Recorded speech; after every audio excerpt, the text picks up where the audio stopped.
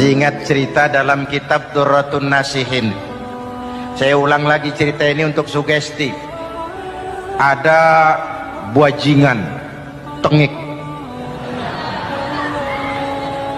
pernah membunuh 99 orang. Satu saat hidayah datang kepadanya, terniat ingin bertaubat. Dicarinya seorang ustadz. Ketemu ustadz kepala ngajar. Ustadz, ya, apa? Saya mau taubat. Diterima apa tidak taubat saya? Emangnya dosa kamu apa? Saya pernah membunuh 99 orang, ustadz. Ustadznya melotot. Wih, banyak amat. Nggak segampang itu nyawa hak prerogatif Allah. Cuma Allah yang berhak ngambil. Membunuh tanpa alasan yang benar dosa besar. Dosamu kelewat banyak, mas. Nggak bisa. Dia vonis lebih dulu kayak surga milik bapak moyangnya. Ini preman kita pikir, ini ustadz saya niat baik-baik kok ngomongnya nggak enak. Nah, daripada 99 tanggung, saya lempengin aja nih urusan dah. Dibabat lagi ustadz. Tamat. Selesai. Pas. Cepet. Niat taubatnya masih terus. Dia mengembara sampai ketemu seorang ustadz yang bijak. Waalaikumsalam ustadz. Assalam. Ada apa? Ustadz, saya mau taubat, diterima apa enggak sih? Oh, sebelum mentari terbit dari sebelah barat, sebelum nafasmu sampai di tenggorokan, Allah akan menerima taubatmu. Boleh jadi dosamu besar, tapi ampunan Allah lebih besar dari dosamu. Begitu Ustaz. Iya. Cuman ngomong-ngomong dosamu apa sih? Ustaz, saya sih tadinya cuma bunuh 99 orang. Terus ada Ustaz ngomongnya nggak enak, jadi saya cukupin 100. Oh, taubatmu diterima asal benar-benar. Cuma begini saja, kampungmu kampung brengsek tuh, lingkunganmu nggak sehat. Kalau kau pulang ke sana lagi, niat taubatmu bisa lentur dan luntur. Kamu pindah saja, hijrah ke kampung lain yang lebih baik. Baik Ustadz, terima kasih.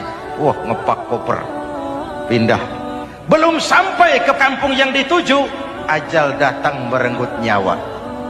Ketika ruh keluar dari jasad, ini malaikat rahmah dengan malaikat azab rebutan. Kata malaikat rahmah, ini jatah saya. Orang ini sudah taubat, tempatnya di surga. Kata malaikat azab, nanti dulu.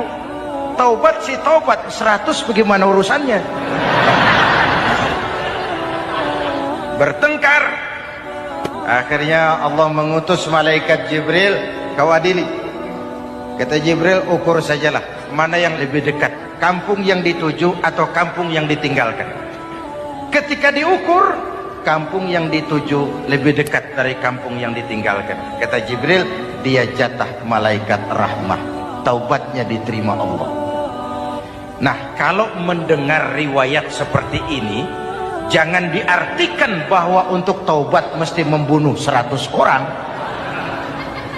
Ini harus diartikan bagaimanapun besar dosa dan kesalahan yang kita lakukan, jangan putus asa dari rahmat Allah. Sebaliknya, bagaimanapun banyak kebaikan yang kita kerjakan, jangan puas hati dan sombong diri. Kita belum tahu akhir perjalanan hidup ini. Kita hanya berbuat dan berbuat. Kepastian itu haknya Allah. Ada yang masuk neraka karena menyiksa kucing. Ada yang masuk surga walaupun sudah membunuh 100 orang.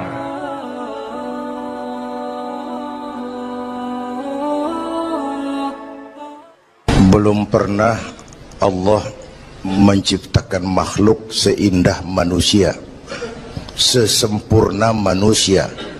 Belum pernah. Itu di Ragunan makhluk Allah puluhan ribu. Bandingin nama kita, bagus mana?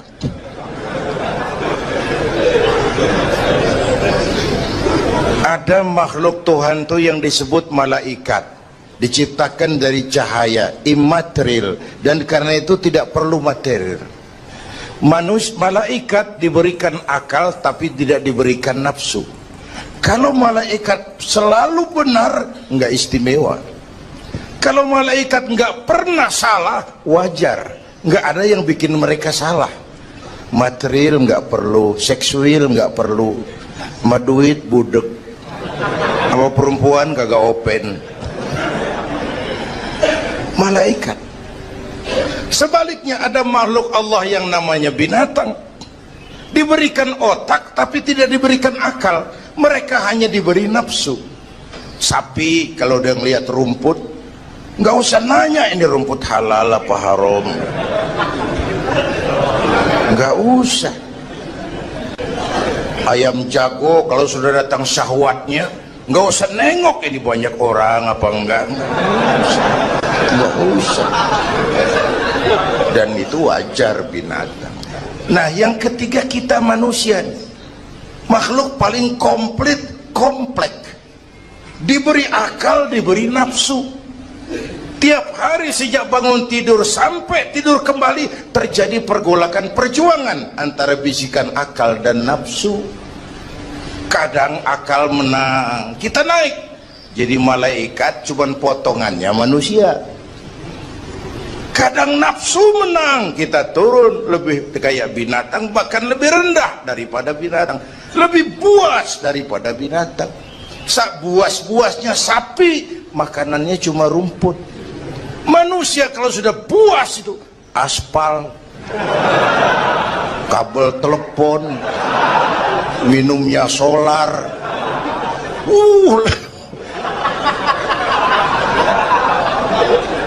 Lebih puas dari binatang sekalipun. Agar akal bisa mengendalikan nafsu, Allah menurunkan agama, bukan menghilangkan, mengendalikan, mengatur. Manusia tanpa nafsu bukan manusia. Manusia nafsu melulu, kebo.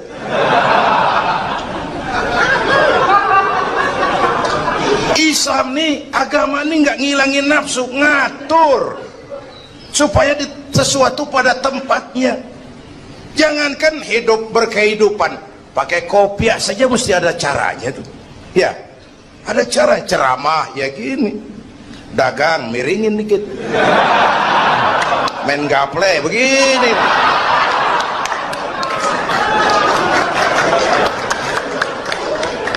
Pakai kopiah aja ada cara aja tuh. Mengendalikan nafsu itu ditempatkan pada tempatnya, bukan menghilangkan nafsu. Laki-laki perlu perempuan, perempuan perlu laki-laki, itu nafsu. Islam ngatur lewat pintu yang disebut nikah. Maka dalam Islam jangankan orang biasa, kiainya boleh kawin. Bener, saya kalau kiai nggak boleh kawin saya pilih mundur saya. Berat rontok rambut.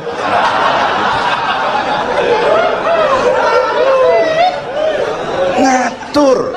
Saudara-saudara hadirin yang saya hormati, jadi ternyata di sini bukan perjalanan terakhir. Bahkan ini harus jadi titik awal ke depan, menata hari esok yang lebih pasti dan lebih baik. Pertama, jangan pernah terniat kita akan kembali ke sini lagi. Jangan pernah terniat bahwa kita optimis, itu harus. Bahwa kita semua punya salah, itu pasti. Nih, saya nih, Zainuddin nih, kalau mengharap masuk surga pakai amal yang saya kerjakan sendiri, roman-romannya tipis harapan. Bener. Sholat saya berapa banyak saya tahu, sedekah saya berapa duit saya tahu, sholat saya berapa banyak saya tahu. Terus saya baca sejarah, Nabi Adam dosanya atu, makan buah khuldi. Nabi Adam dosanya atu, dikeluarin dari surga. Kita dosa banyak, pengen masuk. Kan kagak nyambung nih, nggak nyeklek. Untung Allah itu bukan Tuhan pendendam. Allah itu ramah dan penuh rahmah. Manusia, dosamu banyak, coba kau lihat rahmatku jauh lebih banyak. Manusia, dosamu besar, lihat ampunanku jauh lebih besar. Kau nangis di hadapanku, aku senyum melihatmu. Kau berjalan menujuku, aku lari menyambutmu. Sini manusia, sini. Itu yang bikin kita optimis. Allah ramah dan penuh rahmah. Tuhan kita bukan Tuhan pendendam. Jangankan kita nih yang ada dalam Duratan Riyadhus Shalihin itu kan riwayat lama. Ada mbahnya bajingan, tengik lagi. Ini pernah membunuh 99 manusia, 99 orang dibunuh. Bayangin, satu hari datang hidayah, ada keinginan taubat kembali. Berangkat dia cari ustadz mau menyatakan taubat. Yang ditemuin ustadz belum tapi mateng, masih mengkel. Assalamualaikum ustadz. Salam. Kenapa ustadz, saya mau nanya apa, saya mau taubat, bisa nggak sih? Emang dosa ente apa? Saya pernah bunuh 99 orang ustadz. Oh, ente kelewatan amat. 99 mau gedean itu, susah taubatnya, susah. Enak aja 99 dibunuh, kurang ajar ente. Oh, niat namanya bajingan digituin, naik darahnya. Sialan nih ustadz nih. Orang mau taubat kok ngomongnya nggak enak. Gue pikir daripada 99 dengan gue lempengin nih. Akhlakul karimah itu kriterianya itu langsung dari Allah. Jadi bukan manusia yang menentukan sesuatu itu baik, benar, salah. Itu hak prerogatif Allah. Nah, akhlak ini lebih lengkap, lebih sempurna daripada daripada adat misalnya. Anak muda yang lewat di depan orang tua membungkukkan badan, itu dianggap sudah cukup beradat, tapi belum tentu berakhlak. Niatnya apa dia bungkukin badan? Ngelihat kaki-kaki udah bongkok.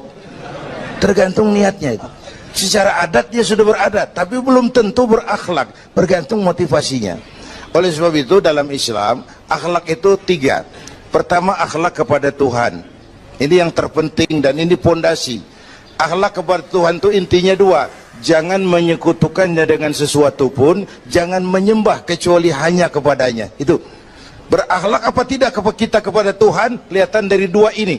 Jangan menyekutukannya dengan sesuatu, jangan menyembah kecuali hanya kepadanya. Itu sumber nilai akhlak.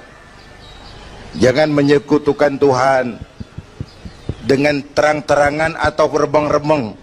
Kadang-kadang kita terang-terangan enggak, remeng-remeng kejebak. Gue entak pakai cincin ini nih, tuh, cincin dah. Gue entak pakai cincin ini nih. Jangan anak perawan, nenek-nenek lihat gue lemes. Nenek-nenek ya lemes. Nah, jangan menyembah kecuali hanya kepadanya. 1. Yang kedua, akhlak kepada sesama. Baik sesama muslim, non-muslim, dan seterusnya. Yang ketiga, akhlak kepada lingkungan. Dia mau pohon ini kan kita harus berakhlak. Sama air kita harus berakhlak. Satu saat kampung saya banjir, saya ngomong sama engkong saya, "Kong banjir kong." Kata engkong saya, "Biarin, bukan salah air, habis salah lo." Salah kita bagaimana? Lah, lo tempat air lo tempatin. Yang punya tempat datang dia kagak ngerti, ini tempat gua di sini nggak beda lo banjir. Artinya apa? Di Jakarta ini kita nggak ngasih tempat buat air, pantas dong dia ngayap kemana-mana. Al-Quran mengajarkan wa tilkal ayyamu nudawiluha bainan nas. Hari itu kami putar di antara manusia. Tidak ada yang tetap, segalanya pasti berubah. Sehingga para filosof bilang yang tetap adalah perubahan. Yang tetap adalah perubahan. Ada saat datang, ada saat pergi. Ada hari dilantik, ada saat menyerahkan jabatan. Ada saat berdiri, ada waktunya duduk. Semua datang dan pergi silih berganti. Dalam proses perubahan itu sering terjadi pergeseran nilai. Ya Bu? Apaan? Serius banget. Emang kudu serius. Dalam perubahan itu sering terjadi yang disebut pergeseran nilai. Sebab apa? Sebab Al-Quran sudah memberikan indikasi. Kalla innal insana la yatgha ar-ra'ahus taghna. Manusia sering lupa diri apabila melihat dia berada dalam posisi yang mapan. Baik kemapanan itu karena kemampuan intelektual, karena kekuatan materi, atau karena faktor kekuasaan. Dikala itu orang sering lentur dan luntur, mengalami proses degradasi. Banyak orang tadinya dengan lantang teriak berantas korupsi, ganyang korupsi, cuma karena belum dapat kesempatan. Begitu dapat kesempatan, korupsinya lebih gila dari yang diteriakin. Ada nggak yang model begitu? Di luar negeri. Di luar negeri, luarnya lagi malah. Terjadi proses degradasi. Makanya saya sih ngarepin ini menteri-menteri kabinet baru kayak yang kemarin dilantik, DPR baru, saya ngarepin waktu dilantik tuh baca doanya nawaitu sauma godin. Niat puasa dulu deh. Ini negara lagi kurang tapi bagus, ekonomi masih gonjang ganjing, rakyat masih Senin Kemis. Nawaitu sauma godin dulu deh. Nunda dulu, nunda tempe boleh abis maghrib. Nunda entaran.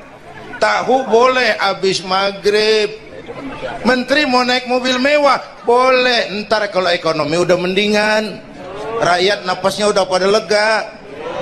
Nawaitu saum, ini malah dilantik malah Allahumma lakasumtu. Doa buka puasa yang dibaca habis rakus semua jadi.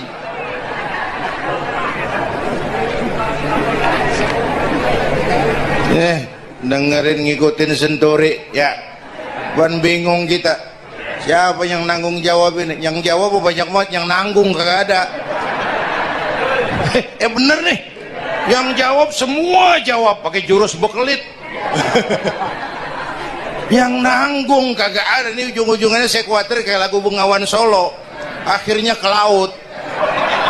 Kalau udah ke laut udah kagak ada yang ngurusin, udah ribet urusan.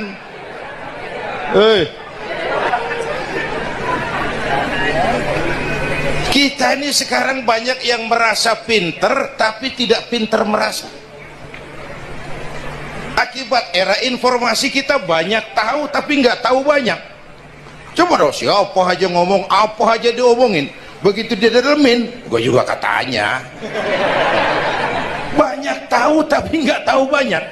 Merasa pinter tapi nggak pinter merasa. Orang tuh kalau merasa pinter yang timbul keangkuhan, tapi kalau pinter merasa yang timbul kebijakan. Ayolah, nah itu sama godin sebentar kok, nunggu maghrib deh. Kalau ekonomi udah beres, rakyat hidupnya udah rada mapan, itu menteri mau pakai mobil mbahnya mewah, masa bodo amat. Ya, dong menteri-menteri di Inggris harga mobil dinasnya 200 jutaan, padahal Inggris yang bikin Rolls Royce, Inggris bikin mobil Bentley, Inggris bikin mobil Aston Martin. Aston Martin itu merek parfum apa mobil pakai? Hah? Merek parfum apa mobil? Merek mobil bang.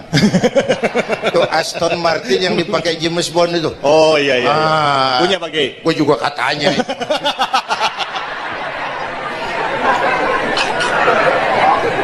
Lah mobil menterinya harga 200 jutaan. Menteri-menteri Malaysia pakai mobil Proton Saga, produknya sendiri. Kita 1,3 miliar.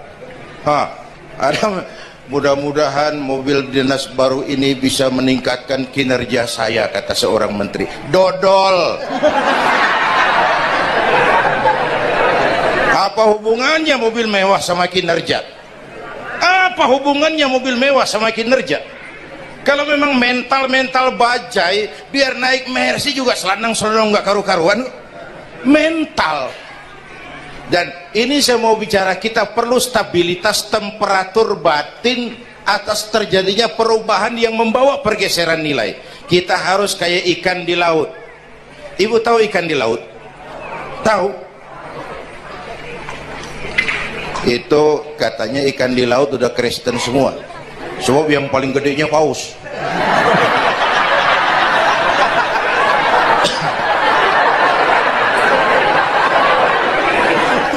Menghadapi arus perubahan kita itu harus seperti ikan di laut, kata saya tadi.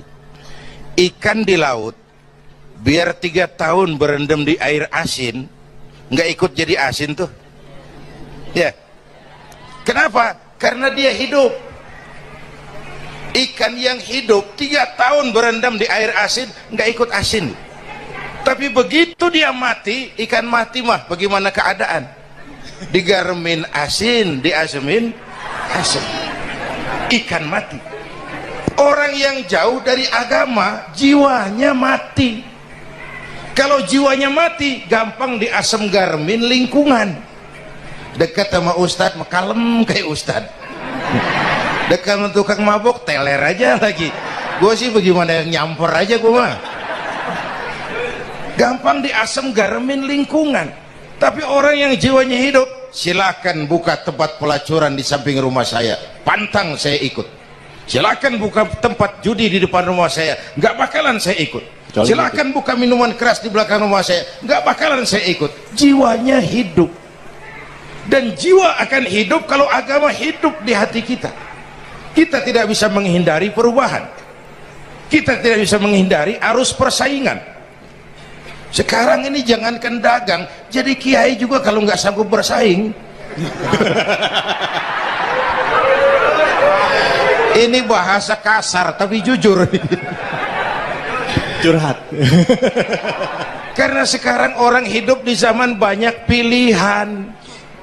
Pergeseran nilai pas. Alif bawah alif depan u a e u mim da semata dalapan talam depan lu mata lu. Berasa. Nah, begitu masuk listrik, rumah pada terang, terjadi pergeseran nilai. Apa yang kita lihat? Televisi main gede-gedean. Ya, ya. Ngaku lu, ngaku. Suara Al-Quran sepi. Jangankan yang baca Barzanji, yang apal sifat 20, yang baca Quran pun sepi. Ini pergeseran nilai. Dulu sosial kontrol tajam, Pak. Orang peduli sama lingkungan. Dulu, sekarang lu gue. Ya. Ya. Dulu kalau ada anak gadis hamil di luar nikah, aib, malu selebar kampung. Sekarang makanan hari-hari. Benar-benar nih. Ibu-ibu lebih menghargai selingkuh daripada poligami. Ayo ngaku, ngaku. Yang bapaknya senyumnya lebar banget nih Pak. Yang bapak. Terjadi pergeseran nilai. Nah, kita ingin pergeseran nilai itu yang positif, bukan yang negatif. Nah, supaya bisa kita harus punya filter. Ini kan abad entertain, Pak. Orang pandai membangun pencitraan sekarang ini. Karena rakyat kita, umat kita ini kan sekarang kayak daun kering, Pak. Gampang dikumpulin, susah diikat. Berisik, gampang dibakar. Cepat heran, gampang kagum. Masyarakat mall. Nih ibu-ibu nih, coba asal ada mall baru, rame-rame aja berangkat. Belah sono buka, rame-rame dia ke sono. Kagak belanja. Numpang heran doang. Ke sono heran, kemari kagum. Ini dimanfaatkan oleh ahli entertain, pandai membungkus, membangun opini, membangun pencitraan. Maka kita harus punya filter. menghadapi arus perubahan harus punya stabilitas temperatur batin. Apa konsepsi dasarnya? Agama, Bu. Kekuasaan kalau jatuh ke tangan orang beriman aman. Ilmu kalau jatuh ke tangan orang beriman manfaat. Harta kalau jatuh ke tangan orang beriman manfaat, rahmatan lil. Tapi kekuasaan jatuh di tangan orang yang jauh dari iman, Fir'aun kan dulunya cuman raja bang, cuman kelamaan jadi raja nggak ada yang nandingin, akhirnya lupa daratan ngaku jadi Tuhan. Ana rabbukumul a'la, aku Tuhanmu yang paling tinggi katanya. Dihadapi oleh Musa, dulu mah adu sihir, sekarang pun adu konsep. Itu cuman beda versi aja. Dulu adu sihir, sekarang adu visi dan misi. Polanya sama, begitu orang tuh dikenal dari visi dan misinya. Akhirnya Fir'aun mengangkat diri jadi Tuhan, ditenggelamkan di Laut Merah. Begitu udah cengap-cengap napas sampai tenggorokan baru amantu bi Rabbi Musa wa Harun. Aduh, kalau begini saya juga percaya sama Tuhannya Musa. Udah mau mati. Walaikal maut, gemes banget, dikedukin lumpur, dijubulin, mampus loh. Kemarin kemana udah gini hari baru beriman. Kekayaan kalau jatuh di tangan orang yang jauh dari iman, yang muncul korun, lupa diri, lupa daratan, masuk dalam kategori kalla innal insana la yatgha ar-ra'ahus tagna. Maka dalam pada itu kita bersyukur Majelis Ulama memberikan fatwa yang berkenaan dengan perubahan-perubahan yang terjadi di tengah-tengah kita, supaya kita ini punya pagar, supaya kita punya benteng ada yang kita pegang. Dan yang memberikan fatwa juga Majelis Ulama, bukan seorang tuh, majelis, lalu terdiri dari berbagai macam proses pertimbangan. Nggak sembari ngelamun di bawah pohon jambu tuh nyusun fatwa tuh. Saya perlu sampaikan ini sebab orang kan harus hati-hati. Memang ada hadis, barang siapa yang berijtihad lalu ijtihadnya benar dapat 2 pahala, kalau ijtihadnya salah dia dapat 1 pahala. Manijtahada, man di sini bukan lil itlaq, bukan siapa saja, barang siapa lalu siapa saja, nggak beres urusan. Barang siapa yang memenuhi persyaratan untuk berijtihad lalu dia berijtihad, itu yang kalau salah dapat 2, kalau salah dapat 1, kalau benar dapat 2. Jadi manijtama'a fihi syurutul ijtihad, bukan man lil itlaq lalu siapa saja boleh berijtihad lalu lahir fatwa yang aneh-aneh. Tetapi sungguh pun demikian, fatwa Majelis Ulama itu tidak bersifat mengikat. Ini yang bijaksananya tuh dalam Al-Quran Pak. Bu, balik lagi ke ceramah nih. Dalam Al-Quran Allah itu maha bijaksana. Kapan? Coba. Kalau surga disediakan untuk orang yang tidak punya dosa, sepi surga. Ya, nih ayo jujur nih, ada nggak yang kagak punya dosa di sini? Nggak ada. Untung Allah bilang apa? Wa amma man sakulat mawazinuhu fahuwa fi 'ishatir radiyah. Orang yang timbangan kebaikannya lebih berat dari timbangan La ilaha illallah, bahwa tidak ada Tuhan yang perlu disembah selain daripada Allah subhanahu wa ta'ala. Ini hakikatnya merupakan inti daripada ajaran rasul-rasul terdahulu. Kenapa? Seluruh rasul bersumber dari satu sumber yang sama, yaitu dari Allah subhanahu wa ta'ala. Maka prinsip ajaran ketuhanan yang mereka bawa tentu saja sama. Nabi Adam mengajarkan la ilaha illallah, Nabi Nuh mengajarkan la ilaha illallah, cuma tentu sambungannya Nuh Rasulullah. Nabi Ibrahim mengajarkan la ilaha illallah, Ibrahim Rasulullah. Nabi Musa mengajarkan la ilaha illallah, Musa Rasulullah. Bahkan Nabi Isa mengajarkan la ilaha illallah, Isa Rasulullah. Dan Nabi Muhammad mengajarkan la ilaha illallah, Muhammadur Rasulullah. akhlak manusia kepada Allah dengan menanamkan tauhid. Jadi kalau ingin berakhlak yang benar kepada Allah, jaga tauhid, pegang teguh akidah. Saudara-saudara kaum muslimin rahimakumullah, lawan daripada tauhid adalah kufur. Kufur bisa dua, bisa kufur iman, bisa kufur nikmat. Kufur itu sifatnya, kafir itu orangnya. Ada orang kufur iman, dan ini merusak akhlak kepada Allah subhanahu wa ta'ala. Kufur iman itu kadang-kadang bentuknya syirik, orangnya disebut musyrik. Kufur iman itu kadang-kadang bentuknya nifaq, orangnya disebut munafik. Kufur iman itu kadang-kadang bentuknya riddah, orangnya disebut murtad. Ini merupakan jenis daripada kufur-kufur iman dan tergelincirnya manusia daripada akhlak kepada Allah subhanahu wa ta'ala. Benar, di zaman sekarang kita tidak menyembah berhala. Memang di zaman sekarang kita tidak menyembah patung.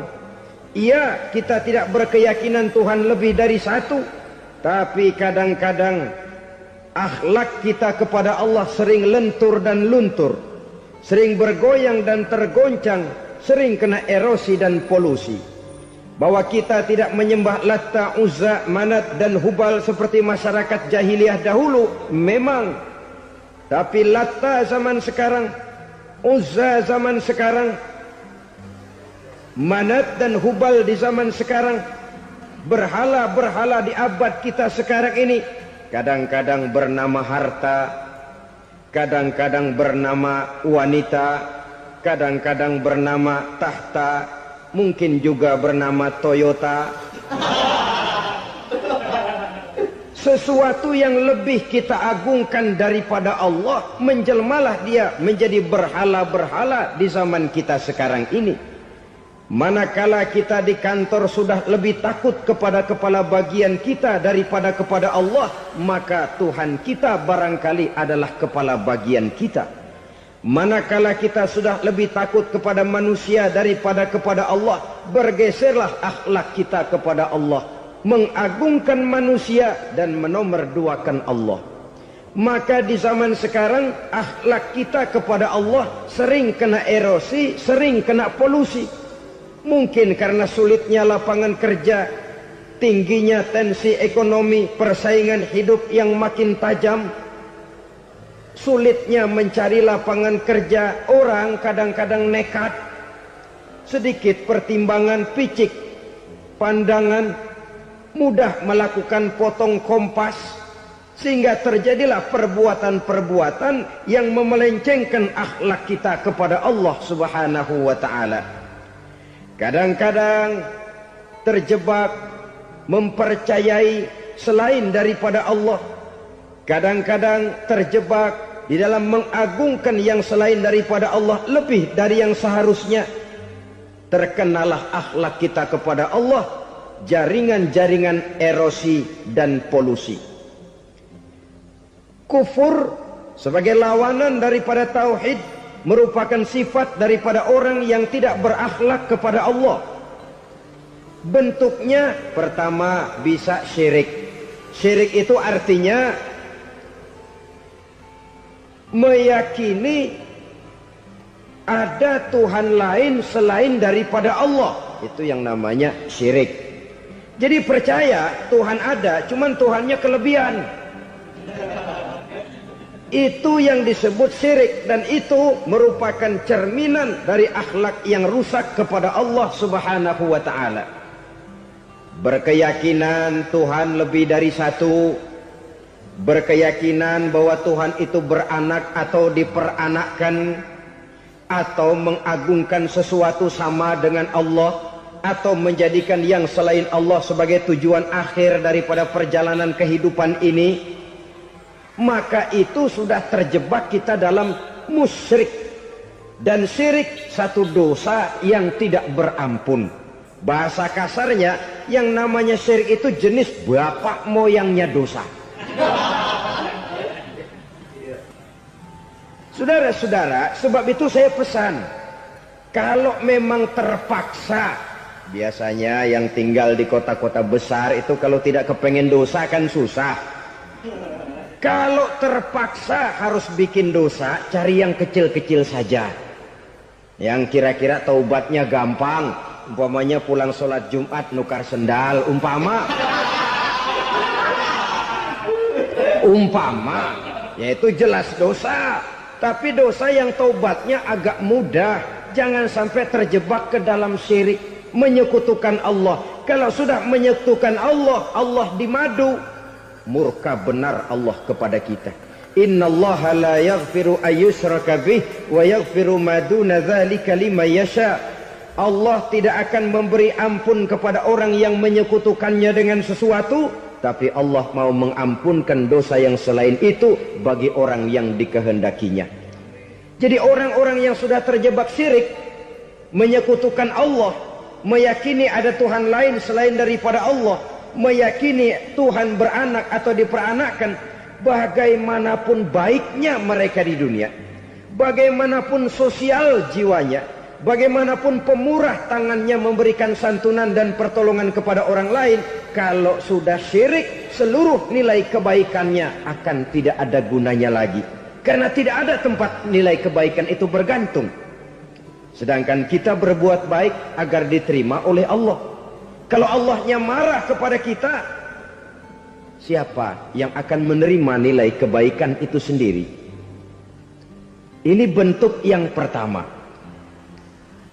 Yang nyata-nyata menyembah berhala, syirik. Yang nyata-nyata beriktikad Tuhan lebih dari satu, syirik. Atau yang tersamar. Yang tersamar itu yang sering jadi penyakit kita. Saya sejak ada perkutut ini di rumah, perkutut. Saudara-saudara, yang merusak akhlak kepada Allah, yang merusak tauhid setelah syirik, bisa juga berbentuk nifak.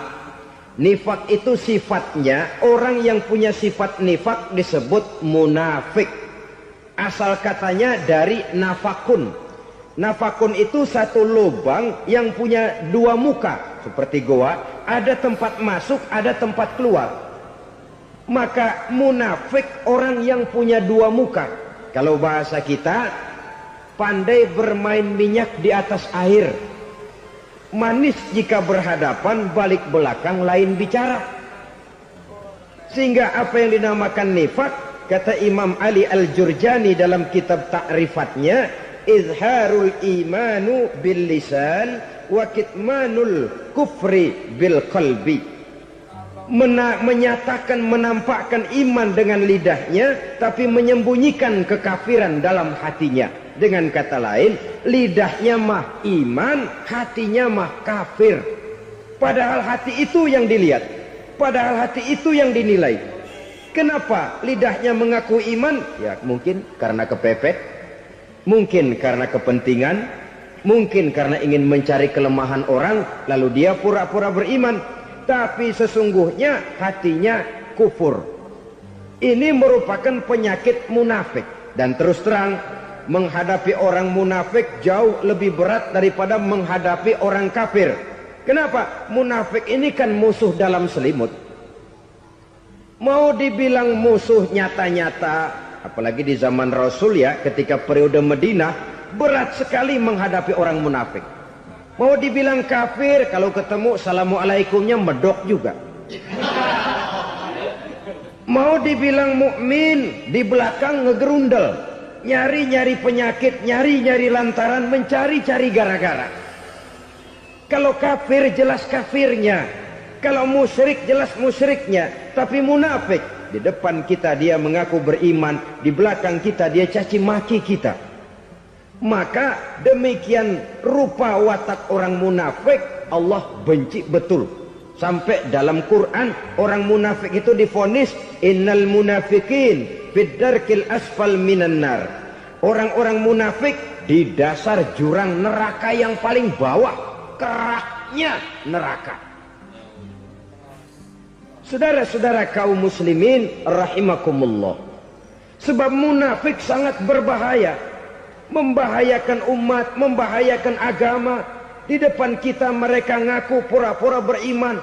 Kalau pidato luar biasa, memuji agama setinggi langit, menampakkan seolah-olah dia orang yang dekat dengan agama. Saudara-saudara, agama penting, agama mutlak. Tapi yang ngomong begitu agamanya apa? Remeng-remeng. Cuma sekedar lipstick, cuma sekedar dekorasi, cuma sekedar kamuflase. Buat ngibuli orang lain, dia mengaku beragama, mengatakan agama mutlak, menganggap agama penting, seolah-olah memperhatikan benar tentang tatanan kehidupan beragama, tapi sebenarnya di hatinya tidak lebih berkecamuk penyakit-penyakit kufur. Maka sifat munafik ini termasuk menodai tauhid, artinya merusak akhlak kita kepada Allah Subhanahu wa ta'ala. Sifat yang ketiga yang juga merusak akhlak kita kepada Allah dinamakan riddah. Riddah itu sifatnya, orang yang punya sifat riddah disebut murtad. Murtad keluar dari Islam.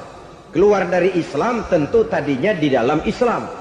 Oleh satu perbuatan dia bisa menjadi murtad. Misalnya tadinya dia iman benar kepada Allah, tapi melarat.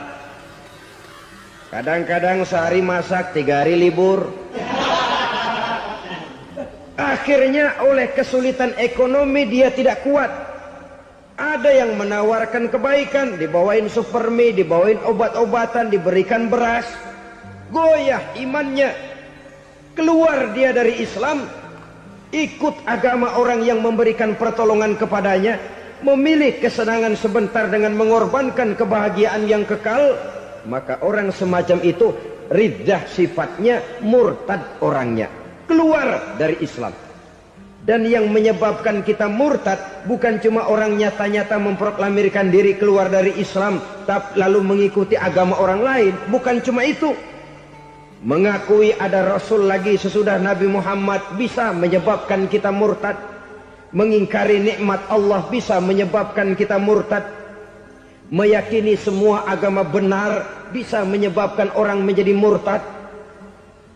Meragukan kesempurnaan dan kelengkapan Al-Quran bisa menyebabkan orang jadi murtad. Mengingkari sunnah bisa menyebabkan orang menjadi murtad. Banyak hal-hal yang bisa mendatangkan penyakit riddah dan membuat pelakunya menjadi murtad. Dan ini menodai akhlak kita kepada Allah Subhanahu wa ta'ala. Itu tadi kufur iman, saudara-saudara.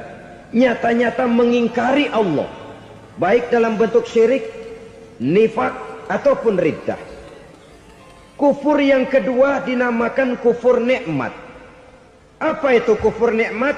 Sitru nikmatil mun'im au ya'malu fi mukhalafatil mun'im. Menutup-nutup nikmat Allah, atau melakukan perbuatan yang menentang, bertentangan dengan kehendak yang memberikan nikmat. Jadi kufur nikmat pertama, nutup-nutupin Tuhan. Tuhan jalingin. Duit lu banyak amat, dari mana? Gua kerja. Lalu kerjanya nomor 1. Orang yang berakhlak kepada Allah, dia akan menjawab, kamu uangnya kok banyak, dari mana? Rizki dari Allah. Caranya, saya kerja. Kerja itu cara, rizki itu dari Allah datangnya. Bukankah di zaman sekarang kita sering terpleset? Ini merupakan cerminan dari rapuhnya akhlak kita kepada Allah Subhanahu wa ta'ala. Karena usaha saya memang, karena saya peras keringat banting tulang, tentu. Tapi sadarkah kita bahwa sepanjang yang bisa kita lakukan cuma berusaha, peras keringat banting tulang?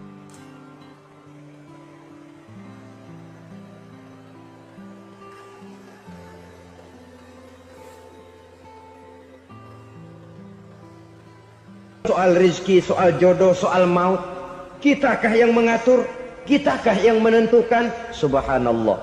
Manusia sungguh tidak berdaya menghadapi 3 hal paling pokok ini. Rezeki, kita cuma bekerja. Kitakah yang menentukan? Tidak. Kita berusaha saja rezeki belum pasti dapat. Apalagi kalau kita tidak berusaha. Jangan terjebak dalam fatalisme. Belum perang udah nyerah. Emang dasar rezeki datangnya dari Tuhan, gak usah kerja dan ntar juga kalau dia datang. Dari mana datangnya? Kerja saja belum tentu dapat rezeki, apalagi kalau tidak kerja. Yang jelas usaha perlu kepastian, itu urusan Allah. Ini akhlak kepada Allah Subhanahu wa ta'ala. Jodoh juga begitu. Kita berusaha, kita berupaya, Allah menghendaki lain jadinya. Maut juga begitu. Siapa sih yang pengen ngadepi maut? Siapa sih yang pengen mati? Siapa sih yang pengen ketemu malaikat Israel? Tidak seorang pun kalau ditanya, kecuali mereka yang putus asa ya. Kalau otaknya masih normal, mau mati mesti belakangan dulu udah dikit. Tapi yang satu itu saudara, kalau dia sudah datang, tenaga mana yang bisa menolak? Kalau dia sudah berkunjung, kekuatan mana yang bisa menghindar? Kalau dia sudah ingin bertemu, kemana kita bisa melarikan diri? Manusia sepanjang yang dia lakukan hanya berusaha, tapi kepastian, ketentuan dari Allah Subhanahu wa ta'ala. Orang yang kufur nikmat, nutupin Allah. Dia merasa rezekinya adalah mutlak peras keringatnya. Seolah-olah Allah nggak punya peranan apa-apa di situ. Oh, ini kan saya bisa rumah begini karena saya kerja keras. Oh, ini mobil saya begini saya kerja keras. Peras keringat, banting tulang, keras.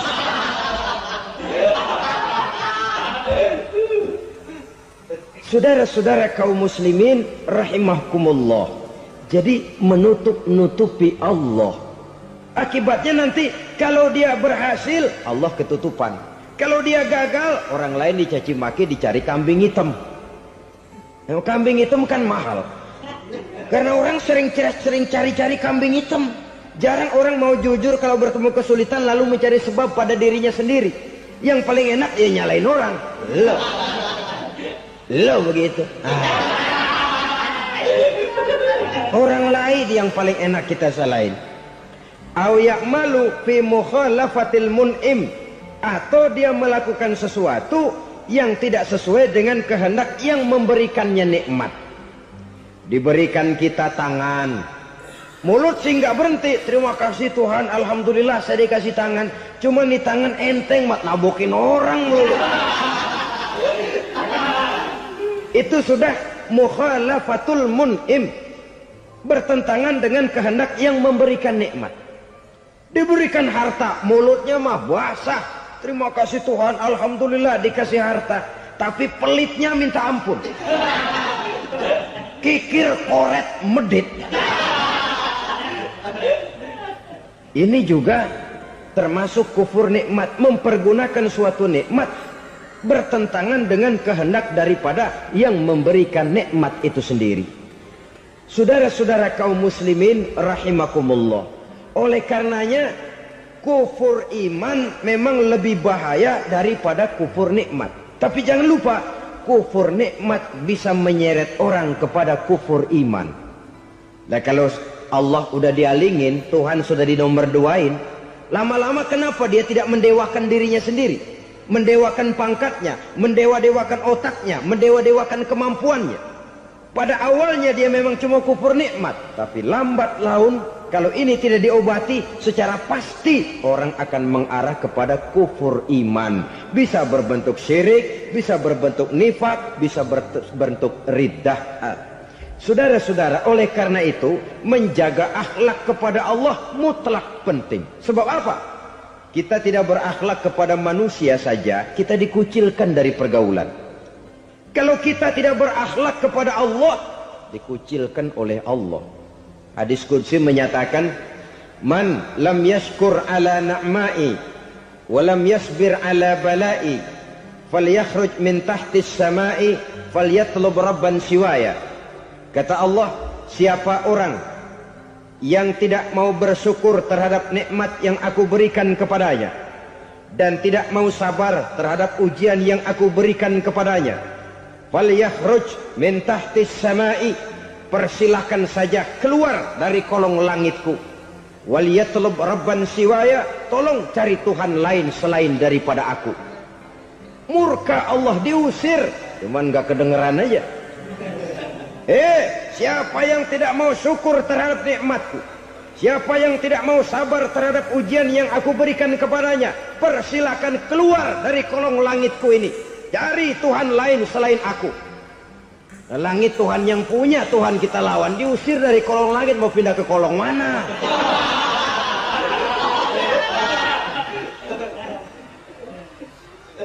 Jadi jangan merasa kufur nikmat kan enteng. Iya, kelihatannya begitu, tidak sebahaya kufur iman. Tapi kufur nikmat ini merupakan anak tangga yang kalau kita sudah mulai naik, kita akan naik terus sampai kepada tingkat di mana kita mengalami kufur iman. Kalau sudah ke sana, maka akhlak kita kepada Allah terkenalah erosi, terkena polusi, hancur akhlak kepada Allah, dan itulah sumber kesengsaraan abadi. Kalau cuma kita tidak berakhlak kepada manusia, barangkali resikonya cuma kehidupan di dunia ini. Mungkin juga ada kehidupan akhirat. Tapi kalau sudah tidak berakhlak kepada Allah, dunia akhirat kita rugi dan celaka. Maka pada kesempatan ini saya mengajak, marilah jaga baik-baik akhlak kita kepada Allah. Satu kali kita bertauhid, sampai mati kita bertauhid. Satu kali la ilaha illallah, jangan tergelincir lagi kita keluar daripada kalimat itu. Satu kali kita bertuhankan Allah, jangan bertuhan yang lain selain daripada Allah.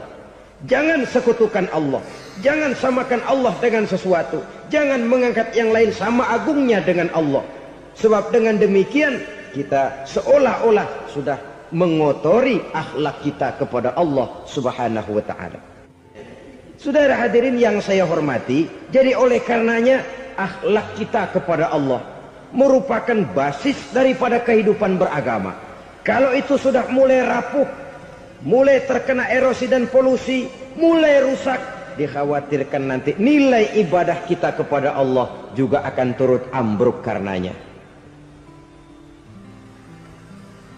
Saudara-saudara kaum muslimin rahimakumullah, tugas yang kedua, memperbaiki akhlak manusia kepada sesama manusia.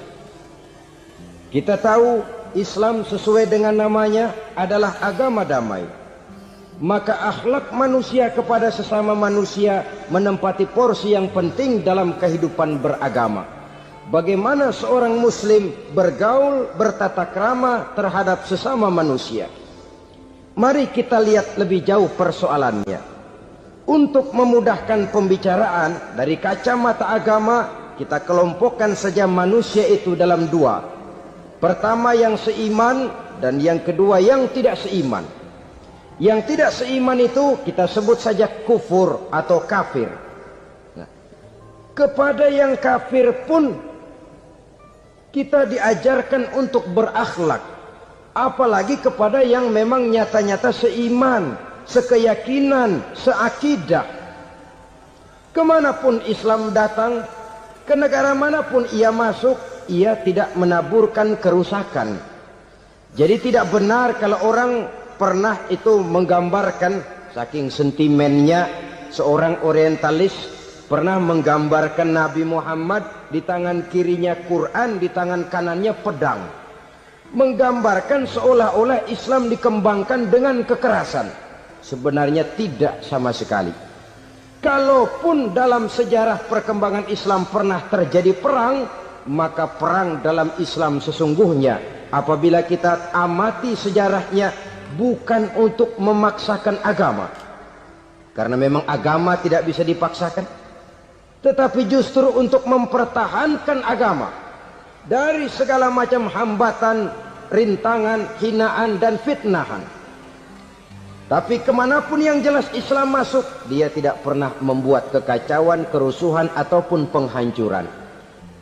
Candi Prambanan bahkan dipugar, gereja-gereja tidak ada yang dihancurkan oleh umat Islam. Kenapa? Islam agama damai. Soal agama, soal lakum dinukum waliyadin, la ikraha fid din, qad tabayyana ar-rusdu minal ghayy. Tidak ada paksaan dalam beragama, sebab nyata yang benar dengan yang tidak benar. Belum pernah ada orang kafir masuk ke perkampungan orang Islam lalu dikejar-kejar, diteriakin kafir, kafir, sunatin.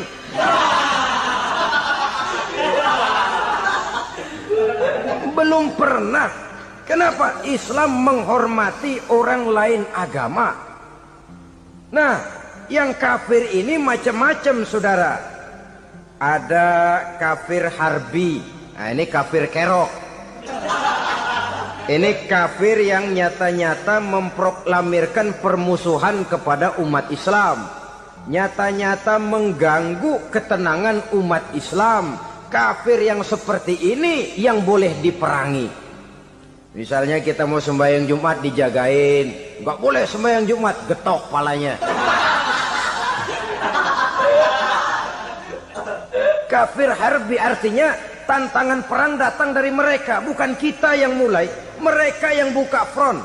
Prinsipnya umat Islam tidak boleh mencari-cari musuh, tapi pun tidak boleh lari kalau ketemu musuh. Musuh jangan dicari, ketemu jangan lari. Karena itu kesan seolah-olah umat Islam ini teroris, umat Islam ini destroyer, umat Islam ini sering menimbulkan keonaran, kerusakan. Sungguh satu fitnahan yang sangat keji. Umat Islam adalah umat yang cinta damai. Islam di masa perkembangannya masuki Eropa melalui Selat Gibraltar, Jabal Tariq, memasuki Spanyol. Islam tidak pernah meruntuhkan gereja. Islam tidak pernah membunuh orang-orang Nasrani. Bahkan Islam mewariskan peradaban dan kebudayaan yang begitu tinggi nilainya di bidang ilmu pengetahuan. Sampai ketika itu Barat banyak mengkaji ilmu pengetahuan dari dunia Islam. Buku-buku berbahasa Arab diterjemahkan ke bahasa Yunani, dipelajari oleh para cendekiawan di negeri Barat sana. Mereka mengambil manfaat yang banyak dari masuknya Islam ke Eropa. Sementara gereja tetap berdiri dengan megahnya. Kuil-kuil tempat peribadatan tidak satupun yang diusik-usik. Kenapa? Islam agama yang cinta damai. Asal dia tidak diganggu, asal kehormatannya tidak dihinakan. Jadi kafir harbi, kafir yang nyata-nyata nantang perang, ngajak berkelahi. Itu kafir yang nyari penyakit. Kafir harbi ini boleh diperangi dengan catatan mereka yang memang mulai. Yang kedua kafir zimmi. Kafir zimmi, kafir yang hidup di tengah mayoritas muslim, tapi mereka mau hidup dengan aman, damai, tenang. Mereka wajib dilindungi. Bahkan Nabi pernah memberikan satu jaminan, man aza zimmiyan faqad azani. Siapa yang mengganggu orang kafir zimmi sama saja dengan mengganggu saya. Kehormatannya dijaga, harta bendanya dilindungi, anak istrinya pun dilindungi. Dan ini jadi kenyataan. Saudara bisa lihat di negara-negara yang mayoritas penduduknya beragama Islam, orang-orang kafir di luar Islam hidup dengan tenang, aman, damai. Di Saudi Arabia, di luar tanah haram, di luar Mekah dan Madinah, banyak orang-orang kafir mencari nafkah. Mereka tenang, aman, dilindungi undang-undang. Begitu di Mesir, begitu di negara Indonesia yang berdasarkan Pancasila ini. Kehidupan beragama menimbulkan gairah, rukun, tenang, aman, damai, sepanjang tidak saling ganggu, tidak saling usik, menghargai orang yang sudah beragama, tidak menjadikan penganut suatu agama sebagai sasaran dari dakwah agama lainnya. Saudara-saudara kaum muslimin rahimakumullah. Jadi memang oleh Al-Quran kita dianjurkan asyidda 'alal kuffar ruhama bainahum. Tegas kepada orang kafir, kasih sayang kepada sesama muslim. Tapi tegas bukanlah berarti marah-marahan, bukan berarti musuh-musuhan, bukan ngajaki perang. Tegas dalam arti punya garis tentang kehidupan beragama, lakum dinukum waliyadin. Soal kehidupan sosial, mari kerjasama. Bangun jalan, ayo rame-rame. Siskamling, mari bebarengan. Bikin puskesmas, mari sama-sama. Tapi kalau sudah soal agama, itu tidak perlu ada toleransi agama. Yang perlu toleransi antar umat beragama. Kalau umatnya mau kerjasama silakan, tapi tidak menyangkut soal ibadah. Jangan kerjasama di bidang ibadah. Itu kerjasama yang salah pasang, saudara-saudara. Sehingga dengan demikian toleransi adalah menyangkut kehidupan antar umat beragama. Sedangkan agama sendiri punya coupling yang nyata. Sehingga dengan demikian tegas kepada orang kafir dalam arti kita punya satu kepribadian. Tidak ngambang. Enggak, lalu kalau ditanya orang, sebenarnya agama lu apa sih? Ah, gua mah gimana musimnya aja. Agama pakai musim kayak rambutan. Akhirnya ya begitu, musim-musiman. Ke masjid kelihatan, ke gereja hayo, ke candi nongol, ke apa? Bingung malaikat bagaimana nyatetnya nih bocah ini. Di mana aja ada. Kita punya satu kepribadian. Saya Muslim dan garis saya ini, lakum dinukum waliyadin. Bagi Tuhan persilakan agama Tuhan, bagi kami agama kami. Kami hormati Tuhan, Tuhan hormat kepada kami. Tapi soal agama, couplingnya jelas. Kerjasama, mari urusan muamalah, bidang sosial. Yuk kita siskamling sama-sama dengan orang lain agama. Mari jaga kerukunan, kesatuan, persatuan, kekompakan. Perbaiki jalan yang rusak, mari sama-sama. Mendandani jembatan yang runtuh, mari sama-sama. Tapi sembahyang, couplingnya lain-lain. Sebab Nabi juga dulu pernah ditawarkan begitu loh sama kafir jahiliyah dulu, Quraisy itu. Sudah Muhammad, sekarang begini saja, kita join aja daripada marah-marahan. Hari ini saya oke, menyembah Tuhanmu Allah. Besok gantian kamu menyembah Tuhan kita, Latta, Uzza, Manat dan Hubal. Turun, qul ya ayyuhal kafirun la a'budu ma ta'budun. Soal ibadah couplingnya jelas, tidak boleh dicampur adukkan. Sebab kalau tidak, kita akan mulai kehilangan identitas diri. Dan disitulah krisis kehidupan keyakinan beragama dimulai. Dari krisis identitas. Hujan gede kan mulainya gerimis dulu. Di mana-mana ya gerimis dulu. Gerimis makin lama makin gede. Kita akan mulai dengan kehilangan identitas diri. Dari sana nanti kita malu mengakui keislaman kita. Kalau orang Islam malu mengakui keislamannya, ini kan ironi, menyedihkan. Ngakui Islamnya saja malu. Menonjolkan keislamannya malu, tidak ada rasa bangga beragama. Padahal ini modal dasar. Hanyalah dengan rasa bangga beragama kita lalu konsekuen. Bangga yang tidak konsekuen, wah pokoknya kan gua kan Islam, agama yang paling benar. Tapi hidupnya sendiri jauh dari tuntunan Islam. Itu bangga yang tidak beralasan, bangga yang tidak perlu dibanggakan sebenarnya. Kebanggaan yang membuat kita konsekuen dan dekat dengan kehidupan beragama. Jadi dengan demikian saudara-saudara, kepada non-muslim kita juga harus berakhlak. Bukankah ini sudah dicontohkan oleh Rasul?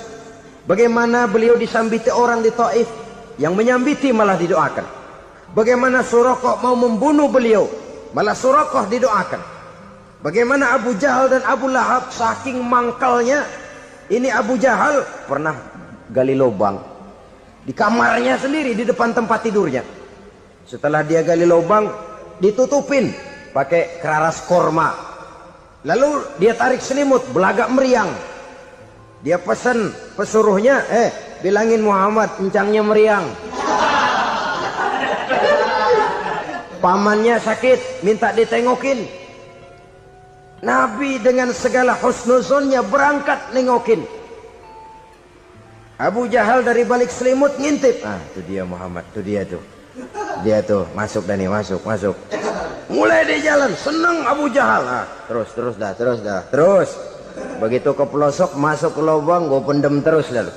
Memang niatnya mau mencelakakan Nabi.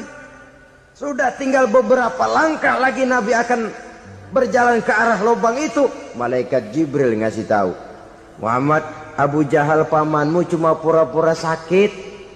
Di depan tempat tidur itu ada lubang sudah dia gali untuk menjerumuskan kamu. Sudah balik pulang, balik badan Nabi. Sudah hampir mau melangkah, kakinya malah muter pulang. Abu Jahal yang ngelihat Nabi sudah hampir jatuh nggak jadi, balik pulang, lupa kalau lagi sakit. Udah Muhammad buruan sini. Ke pintu dia kejar, dia lupa sama lubang yang dia gali. Begitu dia kejar, dia yang kepelosok masuk ke dalamnya. Sejak saat itu ada pepatah, man hafara hufratan waqa'a fiha. Siapa yang suka nggali lubang, dia sendiri bakal terpelosok ke dalamnya. Jatuh dia ke lubang yang dia gali. Padahal ya paling banter 2 atau 3 meter paling dalam. Dari dalam lubang itu dia teriak-teriak, Muhammad, tolongin, pamanmu kecebur. Kasih tahu Muhammad, kasih tahu. Datang lagi lah pesuruhnya. Muhammad, pamanmu Abu Jahal kecebur, minta tolong diangkatin. Sudah diulur tambang, habis sambung lagi, nggak bisa sampai. Masa iya, cuma kamu yang bisa nolong. Apa yang dilakukan Nabi? Balik mau nolongin. Akhlak. Kita kalau ada orang gali lubang buat nyeburin kita, dia sendiri yang kecebur. Gorok gua kagak lemin loh. Mati sekalian dah. Nabi mah enggak, balik nolongin tuh Abu Jahal. Kenapa paman kecebur? Iya Muhammad, tolong, tambang udah diulur-ulur, sambung-sambung nggak sampai. Aduh kasihan paman, nih pegang tangan saya. Nabi cuma ulurin tangan, nyampe dipegang oleh Abu Jahal.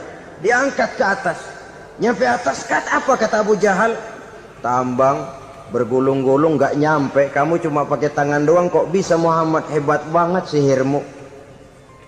Mukjizat dia bilang sihir, udah ditolongin nyelak lagi, kan yang enak kita injak palanya.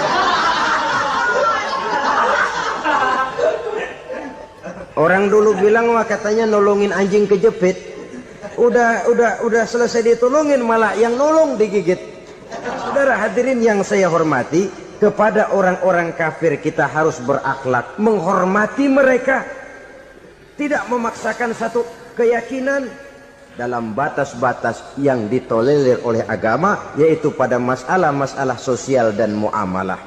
Itu kepada non-muslim, apalagi kepada sesama muslim. Baik akhlak kepada orang tua, akhlak kepada guru, akhlak kepada jiran atau tetangga, itu semua termasuk dalam akhlak kepada sesama manusia. Akhlak kita kepada orang tua, kadang-kadang kita orang timur ini ketularan orang barat. Engkongnya dianggap CS. Salaman main kedet aja, halo kong. Engkongnya bahalo dibengong. Saudara-saudara kaum muslimin rahimakumullah, akhlak yang tua kepada yang muda, akhlak yang muda kepada yang tua, kepada jiran dan tetangga, kepada sanak famili dan handai tolan, pendeknya kepada sesama muslim. Tetangga ada haknya, ada hak tetangga yang kalau kita berakhlak itu harus dipenuhi. Contoh kecil, kalau saya beli radio, itu saya dong boleh berpikir, ini radio saya beli pakai uang saya setel di rumah saya, sekeras-kerasnya ada apa sama orang lain? Radio gua, yang beli gua pakai duit gua, gue setel di rumah gue, ada urusan apa sama orang lain? Itu kalau menurut saya. Tapi tetangga sebelah saya kan bisa juga ngomong begitu. Mata gue, yang ngantuk gue tidur di rumah gue, kenapa suara radio lu masuk kemari? Ketika itulah lalu kebebasan saya nyetel radio dibatasi oleh kebebasan tetangga saya yang mau tidur. Ini sudah akhlak namanya. Umpamanya lagi ada Nabi ajarkan, iza tobakhta maraqatan fa'akthir ma'aha wa ta'ahad jiranaka. Kalau kamu masak sayur, banyakin kuahnya, bagiin tetangga kamu. Bukan bagiannya itu yang jadi soal, tapi akhlak kepada tetangga. Udah tahu tetangganya kelaparan, diseksa, goreng ikan asin, se-RW baunya ngayap, kembang kempis orang nungguin. Saudara hadirin ma'asyiral muslimin rahimakumullah. Jadi dengan demikian, kalau sudah kembali kepada orang-orang yang nilai imannya sama dengan kita, apapun organisasinya, Apapun baju yang mereka pakai, kaos yang mereka pakai, jaket yang mereka pakai, kalau sudah seakidah, seiman, jaga akhlak kita. Pendapat boleh berbeda, kaos boleh tidak sama, jaket boleh beraneka warna, bendera boleh beragam-ragam, tapi ukhuwah Islamiyah ini utamakan. Adalah lebih baik mencari persamaan dalam kehidupan dan bukan memperbesar perbedaan. Hanyalah dengan mengembangkan nilai-nilai akhlak semacam ini, toleransi tidak hanya diperlukan kepada yang non-muslim, kepada sesama muslim pun toleransi. Artinya apa? Jangan memponis amalan orang lain. Yang usoli, yang tidak usoli, berjalanlah menurut keyakinannya masing-masing. Jangan lalu memponis, itu namanya nggak toleransi. Kamu nggak pakai usoli ya? Enggak. Brengsek. Kamu pakai usoli ya? Iya. Bidah. Lah dua-duanya kagak yang bener. Kalau yang sembahyang kagak bener, bagaimana yang kagak sembahyang? Apa itu yang bener? Toleransi, setuju dengan perbedaan pendapat, jangan memponis amalan orang lain. Karena kita hanya beramal, hak menerima adalah Allah Subhanahu wa ta'ala. Jangan sebentar-bentar mencap bidah, dolalah, finnar, neraka. Kayaknya neraka kapling orang tuanya kali. Gampang bener masukin orang ke neraka. Kita kadang-kadang bisa toleransi dengan orang luar, tapi kepada sesama muslim toleransi tidak sanggup kita adakan. Mengklaim merasa kita yang benar, orang lain salah semua, itu tidak toleransi namanya. Mentang-mentang jadi ustadz nih, satu-satunya ustadz di sini ya, semuanya mesti ngaji kemari. Kalau nggak ngaji kemari, Islamnya kurang tapi bener.